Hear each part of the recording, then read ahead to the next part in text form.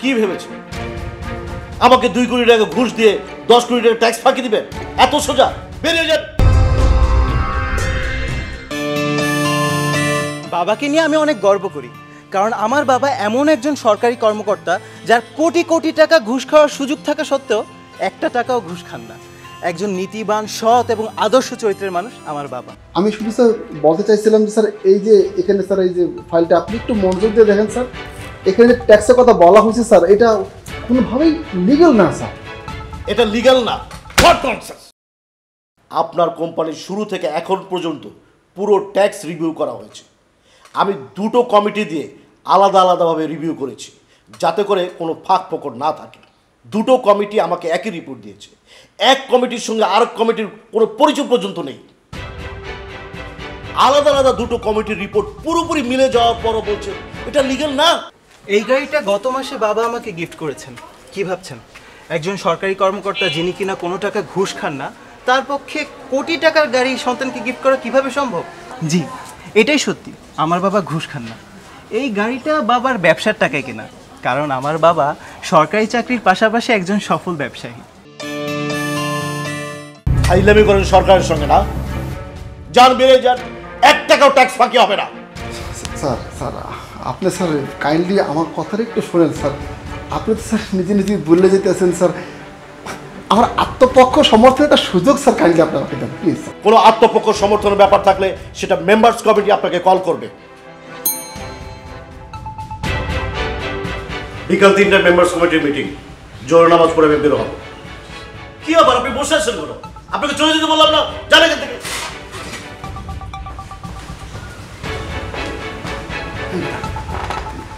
কিন্তু কোনোভাবে মনে যেতে আছে কি? হ্যাঁ, এটা আমাদের বাড়ি, এখনো কমপ্লিট হয়নি। বাবা রাজস্থান থেকে মার্বেল পাথর নিয়ে আসবেন। রাজস্থানের শীতল মার্বেল পাথরে মোড়ানো হবে আমাদের এই নতুন বাড়ির মেঝে। একজন সরকারি কর্মকর্তা যিনি কিনা কোনো টাকা ঘুষ নেন না, অবৈধ ইনকাম নেই, তার পক্ষে এত কিছু করা কিভাবে সম্ভব? সম্ভব, কারণ আমার বাবার আছে রিসোর্ট বিজনেস, হলিডে পার্ক, শেয়ারের বিজনেস সহ আরও অনেক রকমের বিজনেস। কি ব্যাপার, আপনি এখনো জাননি? না স্যার, চলে যাব তো অন্য একটা বিষয়ে আপনার সাথে একটু কথা বলতে চাচ্ছিলাম কি স্যার। আপনি তো খুব সম্ভবত ওই বান্দরবানে পাহাড়ের উপরে একটা রিসোর্ট করতে আছেন, তাই না স্যার? দাদা আপনার আমার কিছুই না, শুধু শুনলাম যে ওইখানে আপনার ওই নগদ ক্যাশের একটু শর্টেজ আছে। ও, তার মানে আপনি আমাকে ঘুষ দিয়ে সেই শর্টেজ কভার করতে চাচ্ছেন? বসুন। Thank you sir. দেখেন ভাই, ঘুষ খাওয়া হারাম। এই হারাম খাওয়া আমাকে দিয়ে হবে না। স্যার, আপনি তো ইফাত গ্রুপের শেয়ার নিয়েছেন, লক্ষ্মী সন্স হার্ডিন্স কোম্পানির 5,000 শেয়ার নিয়েছেন, তাই না স্যার? হ্যাঁ, ঘুষ খাই না বলে তো শেয়ার নিয়েছি। নগদ টাকা মানে তো ঘুষ। আমিও সেটাই বলছি। ভাইয়া ভাইয়া, আমরা যদি আপনার সঙ্গে বান্দরবান রিসোর্টের পার্টনার হই ভাইয়া। আপনি স্যার না বলে আমাকে ভাইয়া বলছেন, এটা কিন্তু আমার ভালো লেগেছে। মানে সবসময় স্যার শুনতে শুনতে না একদম বোর হয়ে যায়। হ্যাঁ ভাই, বুঝতে পারছি, এটা খুবই স্বাভাবিক। শোনেন ভাই, বান্দরবান পাহাড়ের উপর যে ট্যুরিস্ট জোনটা করবো তার বাজেট কত করেছে জানেন? 100 crore, 100 কোটি টাকা। সেখানে আধুনিক স্থাপত্যের একটা মসজিদ করবো নিয়ত করেছি, তার বাজেট করেছি 5 কোটি টাকা। শুকর আলহামদুলিল্লাহ।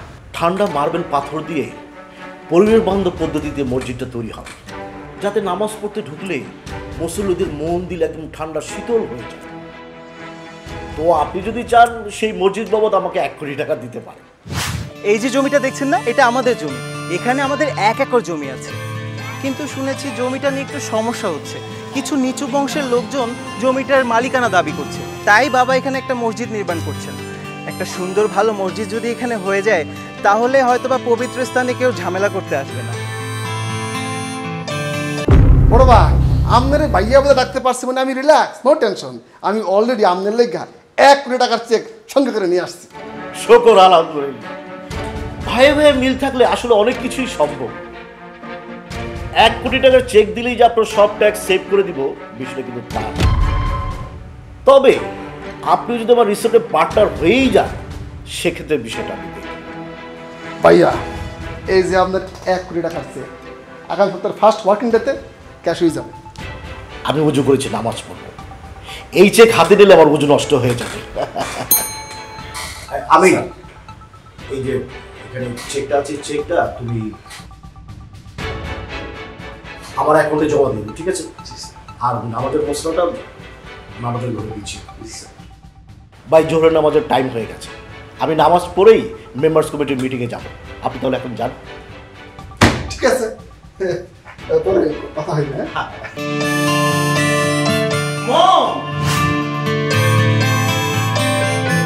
কিরে বাবা, মম, তোমাকে আমি একটা ছবি দেখাতে চাই। তুই মেয়ে পছন্দ করছিস নাকি? দেখোই না তোমার পছন্দ হয় কিনা। আমার পছন্দ লাগবে না, কোনো অসুবিধা নাই। তুই এক কাজ কর, তুই মেয়েটাকে নিয়ে আয়, সরাসরি আমি ওরে দেখবো, কথা বলবো। আগে দেখোই না মা, এই দেখো।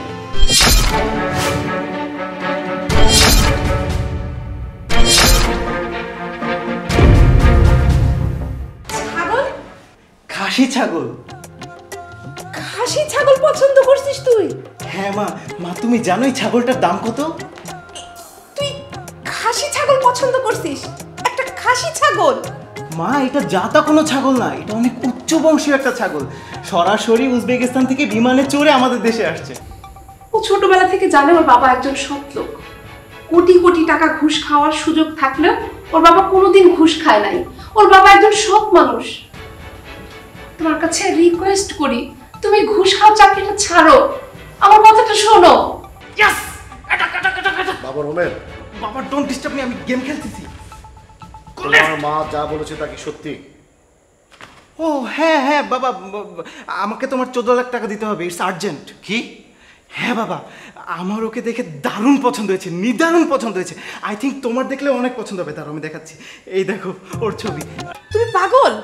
পাগলের বাচ্চা বলে কিনা উচ্চ বংশীয় ছাগল, দেখেই পছন্দ হয়ে গেছে। অবশ্যই পছন্দ হয়েছে, উজবেকিস্তানের উচ্চ বংশীয় ছাগল। তুমি দেখলে তো মাথা খারাপ হয়ে যাবে তোমার।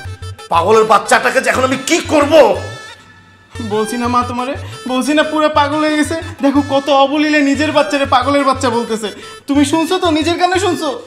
এই দিকে আয় পাগলের বাচ্চা, তোকে আমি আজকে একদম শেষ করে ফেলবো। আয় বলছি। 4.5 কোটি টাকা ট্যাক্স আসে, 1,35,00,000 টাকা। স্যার রেমিটেন্সের টাকা তো ট্যাক্স ফ্রি। এটা যদি রেমিটেন্সের টাকা হতো তাহলে ট্যাক্স ধরা হতো না। স্যার রেমিটেন্সের টাকা হিসেবে ব্যাংকের সব কাগজপত্র সাবমিট করা হয়েছে। থামেন মিয়া, ফাইলামি করেন আমার সাথে। ফাইলামি? জি। আমার জীবনের ফাজিল লোক একটা। রেমিটেন্সের টাকা বলতে আসছে 4 বছর পরে না? 4.5 কোটি টাকা 4 বছর পরে রেমিটেন্সের টাকা হয়ে গেল। সরি স্যার, আপনি আমার সাথে এমনভাবে কথা বলছেন মনে হচ্ছে আমি কোনো অপরাধী। আপনি অপরাধী না? স্যার আমি নিজ থেকে আমার ভাই ট্যাক্স ফাইল ওপেন করেছি, রেমিটেন্সের টাকা ফাইলে দেখাইছি, আর আপনি আমার অপরাধী বলতেছেন? Just shut up. ফালতু লোক, ফাজিল লোক। সরকারি ট্যাক্স ফাঁকি দেওয়ার ধান্দা করে না, জায়গা পানা না। 4.5 কোটি টাকার ট্যাক্স আসে, 1,35,00,000 টাকা। 1,35,00,000 টাকা ট্যাক্স জমা দিবেন, তারপর আমার সঙ্গে কথা বলবেন। রেমিটেন্সের টাকায় তো দেশের কল্যাণ হয়েছে স্যার, আর উনি উনের পুরো টাকাটা গরিব ছেলে মেয়েদের শিক্ষার পেছনে খরচ করতে বলেছেন। আর এখন আপনি এসব কি বলতেছেন স্যার? এই ফলস লেকচার অন্য জায়গায় দেবেন।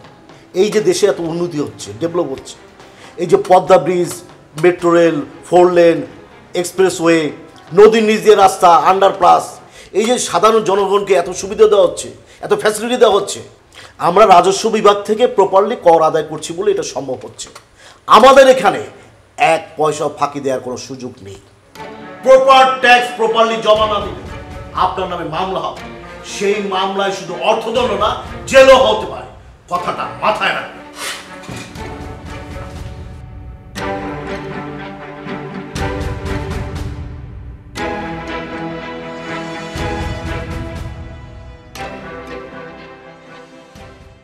বিশ্বাস করেন ভাই, আমার ভাইয়ের ওই অ্যাকাউন্টে আর মাত্র 13 লাখ টাকা আছে। বাকি সব টাকা ওই গরিব ছেলে মেয়েদের প্রকল্পের পেছনে ব্যয় হয়ে গেছে। বলেন কি? মাত্র 13 লাখ টাকা?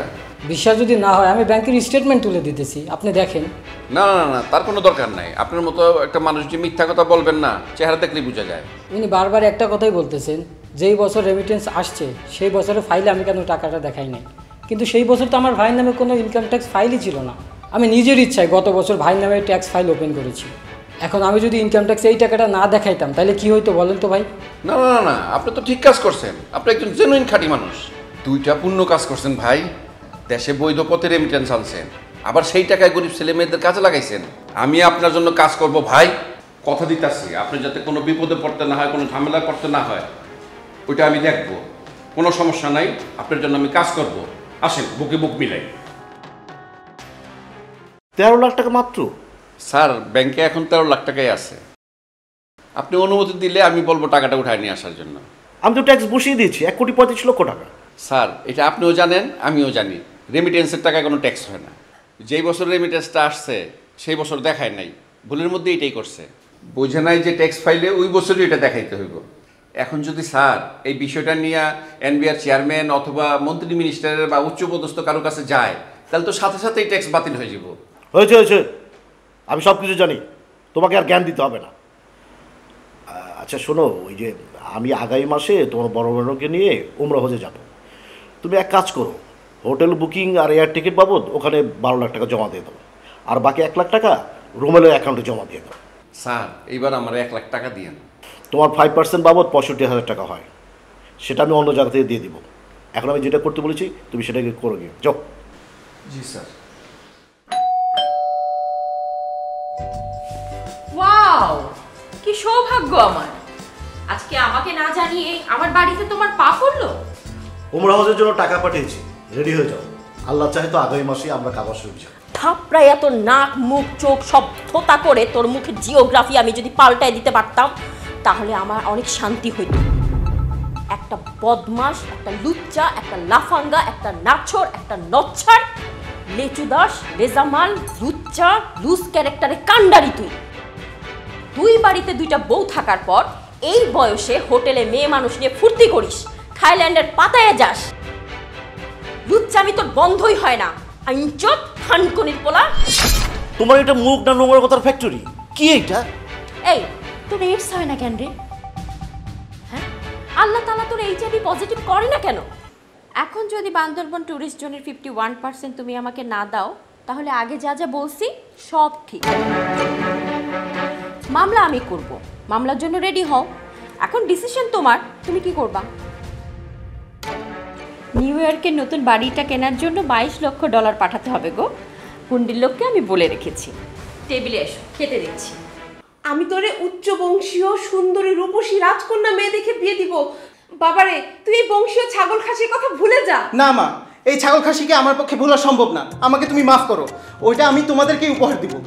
আমার এই উপহার দরকার নাই, এই উপহার আমাদের দরকার নাই। এই পাগলের বাচ্চা পাগল, এই খাসির সঙ্গে তোর বিয়ে পড়াবে কে? কোন কাজী? কোন করে বিয়ে হবে? এই খাসি তুই কিভাবে বিয়ে করবি? বিয়ে করব? ও মাই গড, নো নো নো! আমি তো বিয়ে করার জন্য ছাগলটা অর্ডার করিনি, আমি কোরবানি দেওয়ার জন্য ছাগলটা অর্ডার করেছি বাবা। আচ্ছা বাবা, তোমার মনে আছে না গত বছর আমরা 6টা পশু কোরবানি দিয়েছিলাম? এবার 7টা কোরবানি দিব। তার মধ্যে এই উচ্চবংশীয় উজবেক ছাগলটাই হচ্ছে মেইন, মানে চিফ কোরবান।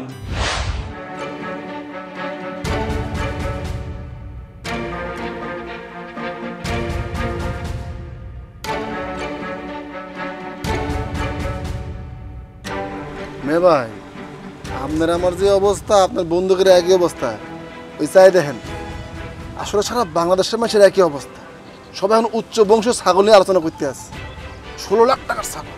এগুলোর বাপকে জানোস নি? কিরে আমি হবে? কে আবার? বদরুল আমি। ওমর খোদা, বাটপার তো পুরো ধরা খাই গেছে। আল্লাহর তাআলা কত বড় বাটফার! ঘুষের টাকা হজ করে, ঘুষের টাকা মসজিদ বানায়, ঘুষের টাকা শত শত কোটি টাকার সম্পদ করে, এরপরে বলে ঘুষ হারাম। এ ভাই, আচ্ছা কয় তারিখ? আজকে 10 তারিখ। ও আল্লাহ, আগামীকালের ডেটে বদুল আমিনে চেক দিছিলাম, আগামীকাল ক্যাশ হওয়ার কথা। অনেক ক্যান্সেল কর। ও আল্লাহ, এবার কুরবানিতে সে একটা ছাগলই কিনেছে 16 লাখ টাকা দিয়ে। কুরবানির জন্য আরো 60 লাখ টাকার গরু বুকিং দিয়েছে বলে শোনা যাচ্ছে। আপনার সম্পত্তির যে হিসাব আমরা পেয়েছি তাতে করে সেটা শত কোটিও ছাড়িয়ে যাবে। দেখেন, আপনার কথার আগামাথা আমি কিছু বুঝতে পারছি না। বিষয়টা আমি বুঝি, তারপর আপনার সঙ্গে কথা বলি। আমি রাখি। মরিয়ম, তোমার ছেলে তোমার সর্বনাশ করে দিয়েছে। এখন যদি দুদক তদন্তে নামে আবার কি হবে? আমার সহজ সরল ভালো ছেলেটা না বুঝে সরল মনে ফেসবুকে একটা পোস্ট করেছে, আমাকে খুশি করার জন্য করেছে। এটা নিয়ে যে তুলকালাম কাণ্ড ঘটে যাবে এটা তো কেউ বুঝতে পারে নাই। বারবার ফোন আসছে, সাংবাদিক ফোন করছে, এই ফোন করছে, সে ফোন করছে। আমি যে কি উত্তর দেবো কিছু বুঝতে পারছি না। আমি যে এখন কি করবো? এক কাজ করি, আমি ফোনটা বন্ধ করে দিই। শোনো, আমি বাইরে যাচ্ছি, পরিস্থিতি আসলে কোন দিকে যাচ্ছে আমি কিছু বুঝতে পারছি না। আমি এখন চাই।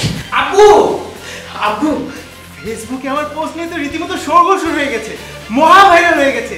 তুমি জানো এইবারের কোরবানিতে সারা পৃথিবীর মধ্যে সবচেয়ে বড় ছাগলটা আমি বুকিং দিয়েছি। ও আমার কি যে ভালো লাগছে না, I am feeling so great.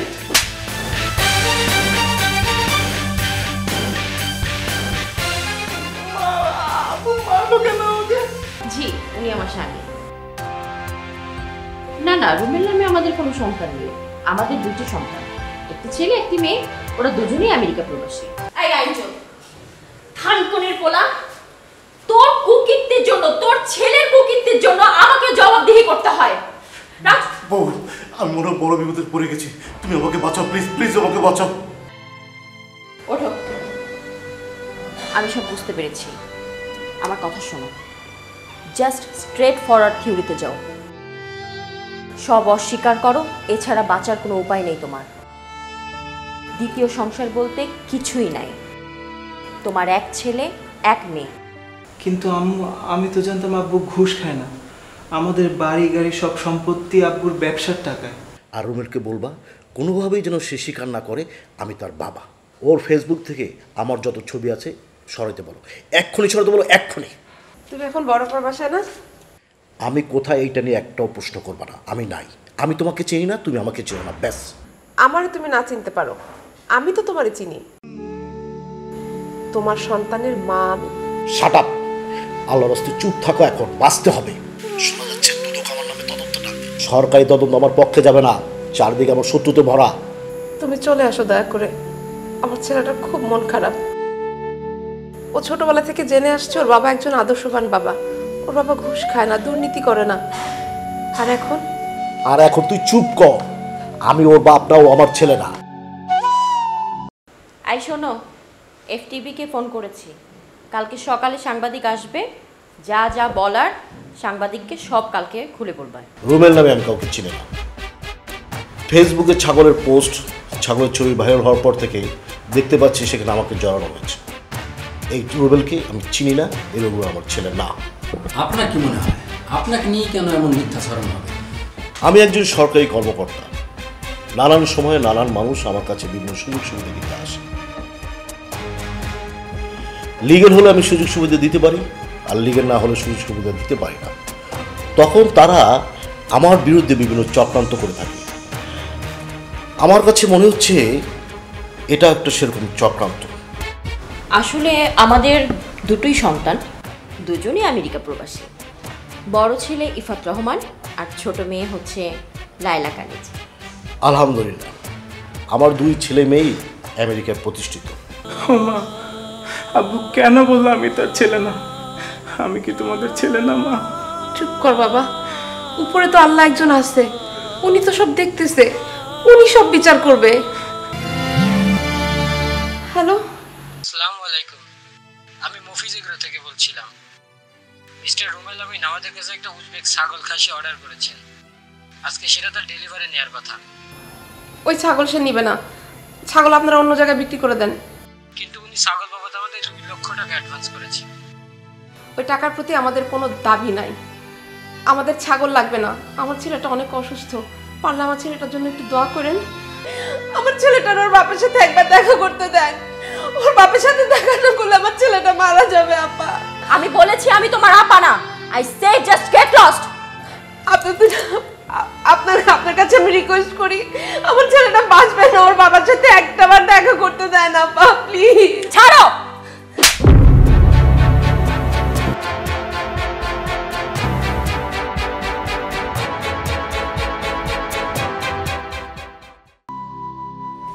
ভাইয়া,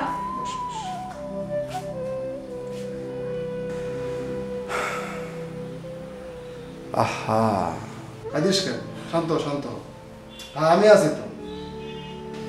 তুই আমার বোনের মতো, তুই আমার কথা জামাটারে বিয়ে করছিস, ভদ্রলোক আমি ছাড়বো না। তুমি রিপোর্ট করতে পারো, অসুবিধা নাই। প্রয়োজনে রুবেলের মা এই বিষয়ে কথা বলবে, যদিও ছেলের কারণে সে খুব ডিপ্রেশনে আছে। আপাতত আমি ওনার সাথে কথা বলবো না, আপনার জবানিতে আমি রিপোর্টটা করছি। আমি সব জায়গায় সব সাংবাদিককে কথা বলে দিচ্ছি। হ্যাঁ তুমি রিপোর্ট করো।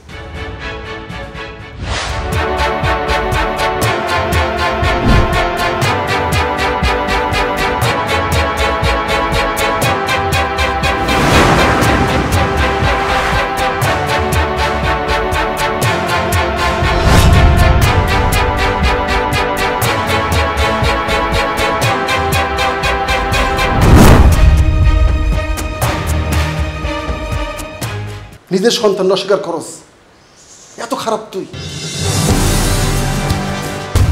এত খারাপ তোরা কেমনে হস?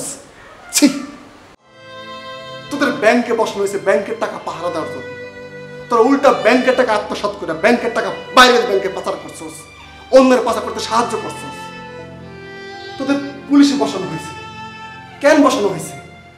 তোরা জনগণের বন্ধু হবি, বন্ধু হয়ে জনগণের সাহায্য করবি, খরচ নাই। উল্টা জনগণের বিপদে ফালাইছস, ফালায় হেনস্থ করছস। তোদের স্যার বলতে হয়, তোদের স্যার না বলে তোরা মাইন্ড করস কেন? কেন স্যার বলতে হবে কেন? এই দেশ ব্রিটিশ শাসন করে, ব্রিটিশ শাসন করে এই দেশ। এই দেশে কেউ প্রভু আছে? কেন কোন প্রভু আছে তুই বল? তোদের স্যার বলতে হবে। জনগণের ট্যাক্সের টাকা তোদের বেতন হয়, তোরা জনগণের স্যার বলবি, স্যারের সম্মান করবি,